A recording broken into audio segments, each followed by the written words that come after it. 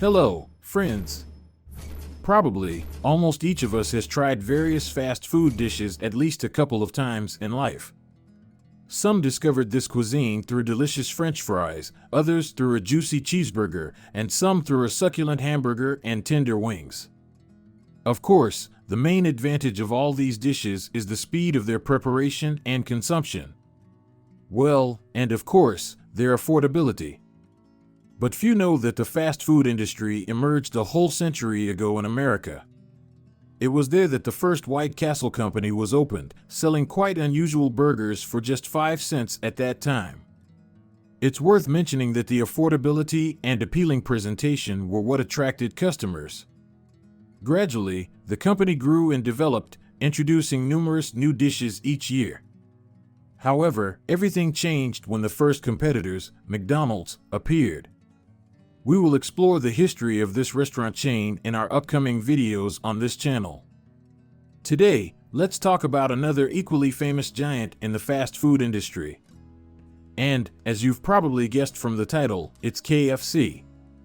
It's worth noting that KFC is one of the oldest fast food restaurant chains in the United States, renowned primarily for its incredibly tasty fried chicken.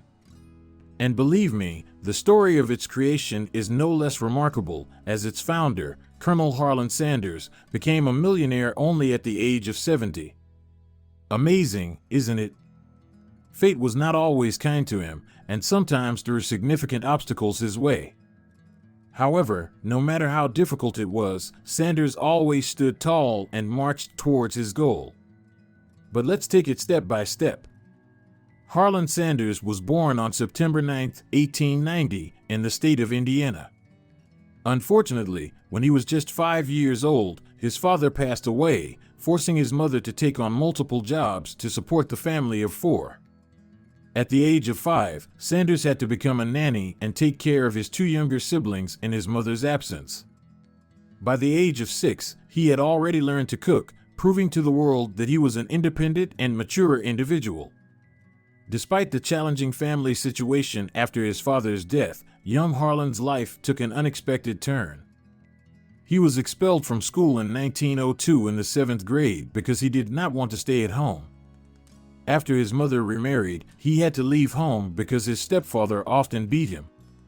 At the age of 13, with his mother's blessing, he packed his backpack and moved to his uncle's place in New Albany. At that time, there were popular uprisings against the American occupation in Cuba, and the U.S. Army started recruiting volunteers to reinforce the American occupational contingent on the island. Without knowing where to go next, our hero falsified his birth date and volunteered for the U.S. Army in 1906 at the age of 16. It's worth noting that Sanders served his full term as part of a rear support unit, mostly shoveling horse manure in army stables, where he completed his service. Upon honorable discharge, he arrived by sea in the port of New Orleans, then reached the railroad tracks, and hopped on the first passing freight train, which happened to be heading along the Mississippi River. That's how our hero traveled to St. Louis, Missouri. Thanks to his communication skills, the young man managed to get several jobs immediately, and almost everywhere, he was welcomed with open arms. By the age of 22, he could confidently boast a decent list of professions. For example, he was an assistant blacksmith, then a railcar cleaner for the local railroad. Later, he worked as a fireman in the fire department in Tennessee, but due to a fight with another worker, he was fired and had to move to Arkansas. Throughout his youth, Sanders had to work in many places, on a steamboat, as an insurance agent, a farmer, and even a miner. But during all this time, the thought of starting his own business never left him. Therefore, he saved money, and only by 1930, when he was already 40, he managed to lease a small Shell gas station on U.S. Route 25. However, he didn't just lease it for no reason. Even then, he understood what he would be doing. A little earlier, Sanders had a brilliant idea to lease and convert the station into a diner. He furnished the place with dining tables, 6 in total, and set up a mini kitchen in the corner. The diner's menu included steaks and country ham, which quickly became popular among passing motorists. Sanders clearly understood what he was doing. After all, there was no place to grab a quick bite for several kilometers on the road, so our hero decided to take action. It was the simplest and most primitive diner, of which there are thousands even in our country today. But that's where it all began. Business was going well, and after accumulating some funds, in 1934, the man acquired another, larger gas station. There, Sanders introduced an entirely new menu, featuring only dishes made with fried chicken. He practically cooked all the food himself, according to his own taste. And it's worth noting that people quickly appreciated his culinary talent. The establishment quickly gained regular customers, and business was booming. However, this situation did not entirely satisfy him, as he wanted to create something that didn't exist in the USA. Harland was very ambitious, and by that time, not a young man anymore, he decided to undergo his first training in a hotel management school. The results of the training did not take long. Sanders was full of new ideas and ambitions. He easily improved the existing roadside diners at the time and completely changed their menus.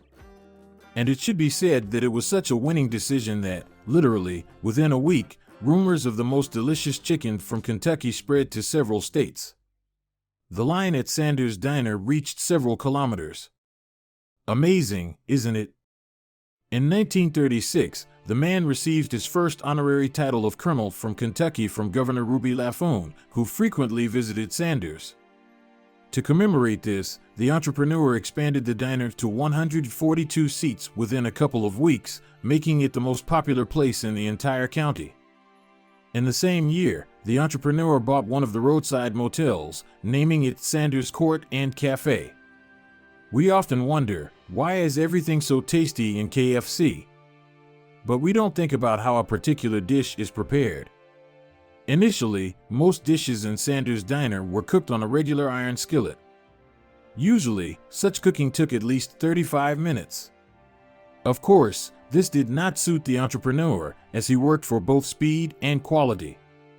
The commonly used fryer at that time was not suitable at all.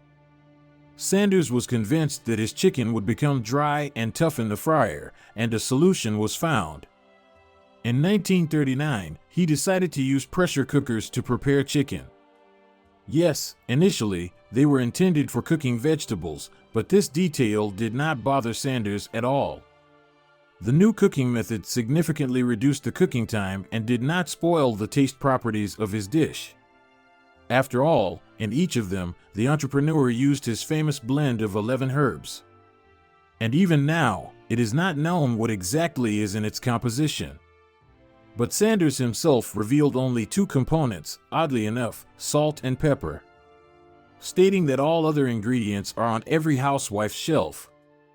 Thanks to his unusual cooking methods, in 1950, Governor Lawrence Weatherby once again awarded Harland Sanders the title of Colonel from Kentucky.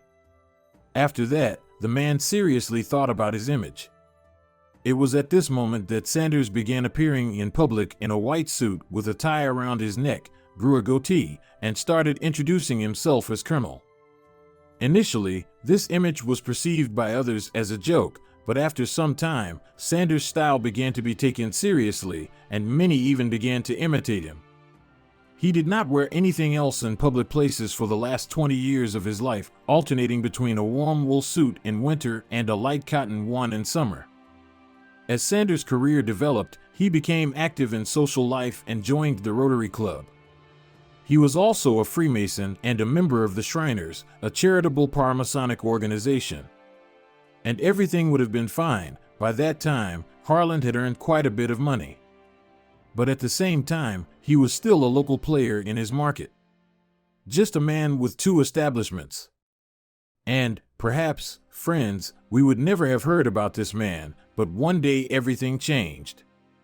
It turns out that the majority of Sanders' Diner visitors were motorists. However, in 1955, a new highway plan was published in one of the newspapers, catching Sanders off guard. It turned out that the new highway would bypass the highway where the entrepreneur's restaurants were located, depriving the man of any prospects for development. At that moment, the 65-year-old man was simply overwhelmed, everything he had built for so long was suddenly, as they say, out of business. After thinking for a long time about what to do next, the elderly businessman made an important decision in his life. He sold the diners at a price 3 times lower than their actual value. He then went on a journey across the cities of the USA in search of investors for a new business. To say that things were going well might be difficult. Sanders successfully sold the franchise of his restaurant only after 2 years, and the first buyer was Pete Harmon from Salt Lake City, Utah. By that time, Harmon was already managing a large restaurant in the city. It was under his leadership that the name KFC, standing for Kentucky Fried Chicken, was coined. But at that time, none of them could even imagine the resonance that this chicken would create. In just the first year of Sanders' chicken sales, the turnover of the establishment increased more than threefold, and restaurant visitors increasingly started ordering this particular dish. Also, it is believed that it was Harmon, inspired by the success of Sanders' chicken sales, who came up with the well-known bucket. In 1957, he offered restaurant visitors a lunch in a bucket, which included 14 pieces of chicken, 5 buns, and sauce. And all this pleasure cost only $3.50. Of course, the cost and taste qualities of the product simply overwhelmed consumers, and the phone was constantly ringing with people eager to buy a franchise. By the early 1960s, about 200 KFC restaurants had been opened under the brand, making the company the leader among other points of sale in the USA within a year. KFC was referred to as a phenomenon. Sanders himself acquired his first headquarters in Kentucky. But, friends, we have already reached the year 1960. By that time, the entrepreneur was 70 years old, and many at this age already think about eternity. Harmon lost interest in business development and was eager to sell. In 1964, Jack Massey and John Y. Brown Jr., choosing an auspicious day according to astrological horoscope, offered Sanders in a written notice to sell the company for $2 million. Seeing the amount in the letter and reviewing a good horoscope for the day, the entrepreneur signed all the necessary documents and sold the company.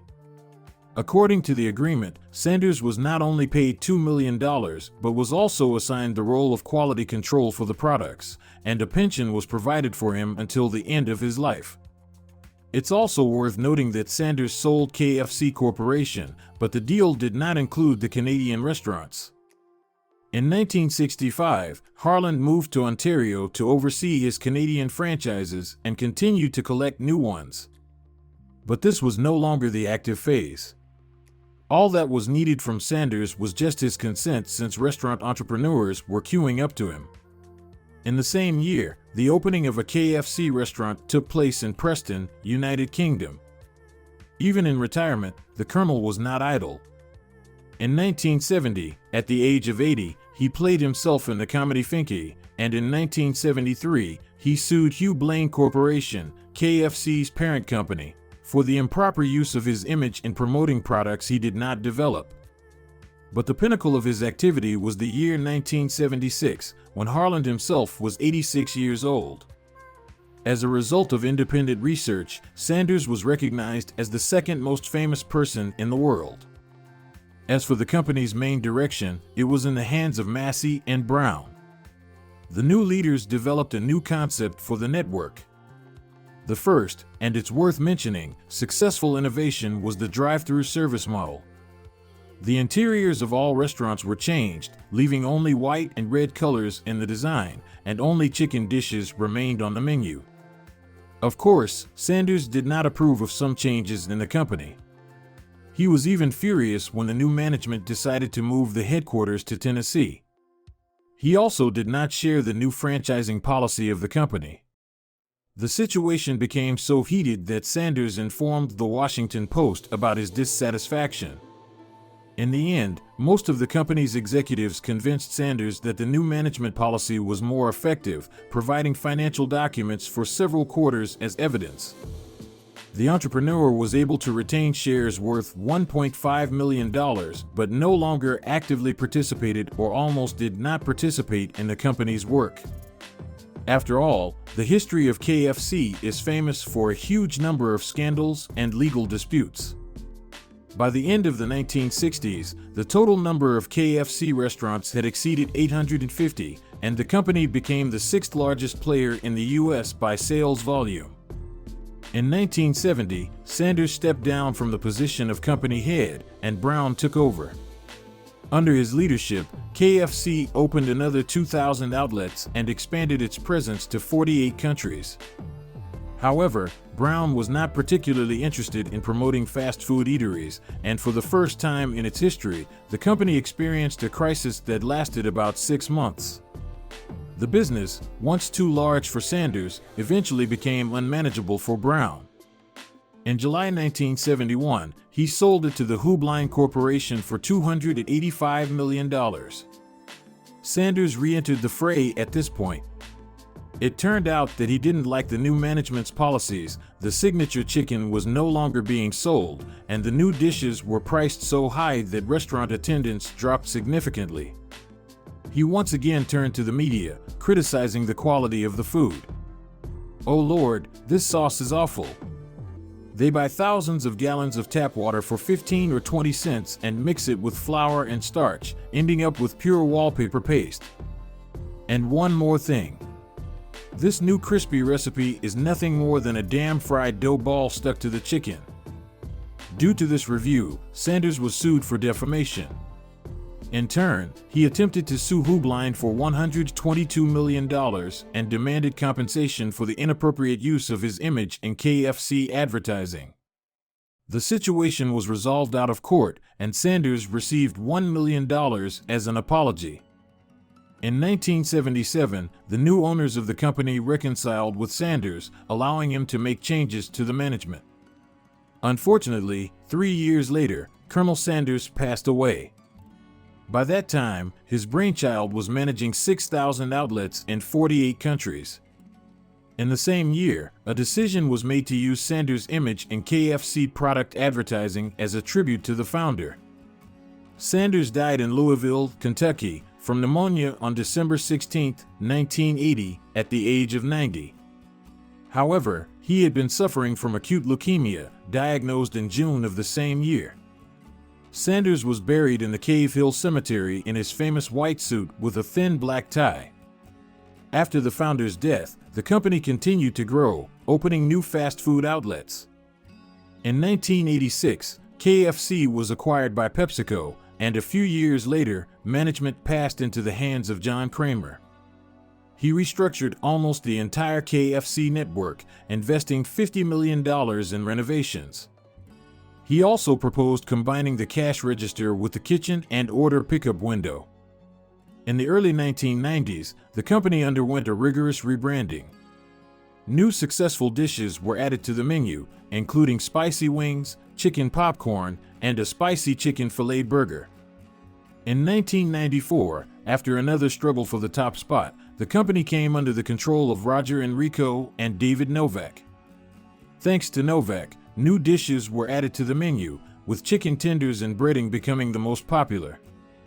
Due to Novak's successful policies and growth over 10 financial quarters, it was decided to appoint him as the president and CEO of the Central KFC organization. 3 years later, the company fell into the hands of Yum! Brands, one of the largest fast food companies. Under Yum! Brands, the KFC network became known worldwide, with countless restaurants opening. Kentucky Fried Chicken, especially, became popular among residents of China. This division became one of the largest in the network. Today, KFC is considered the second largest fast food restaurant chain in the world. Sanders always insisted on frying chicken in vegetable oil. However, in the 1990s, the company switched to cheaper alternatives, soybean and palm oil.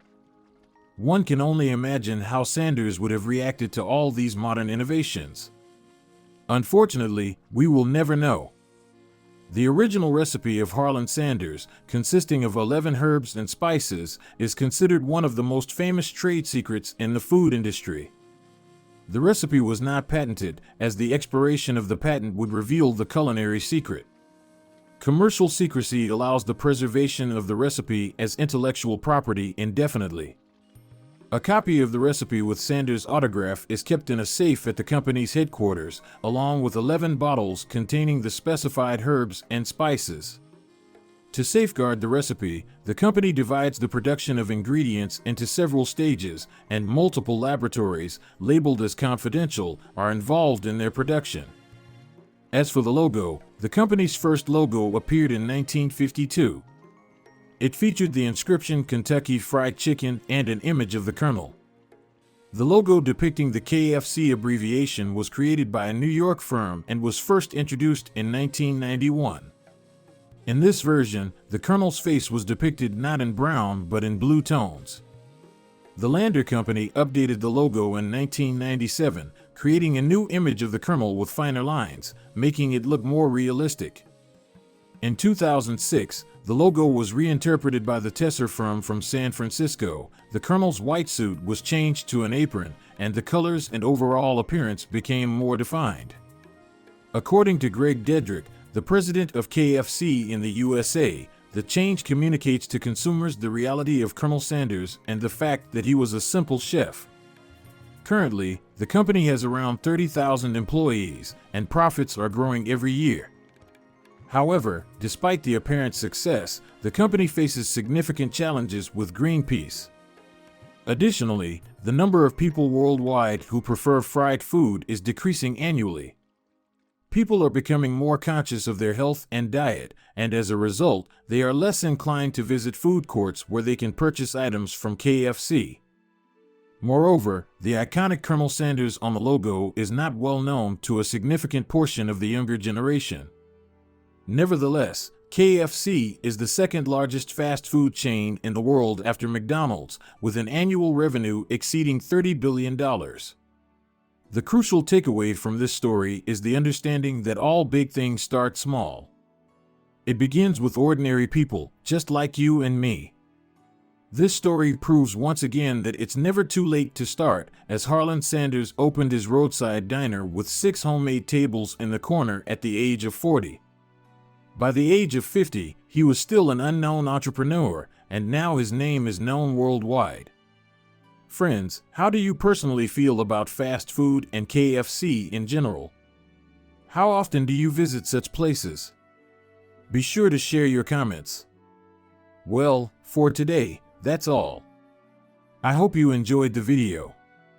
Until next time.